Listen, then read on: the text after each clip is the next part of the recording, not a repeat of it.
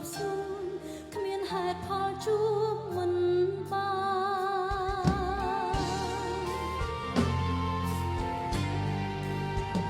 នទូរស័ព្ទបងអស់ថ្មខលមិនចូលច្រើនថ្ងៃបងរវល់ណាស់អ្នកផ្សេង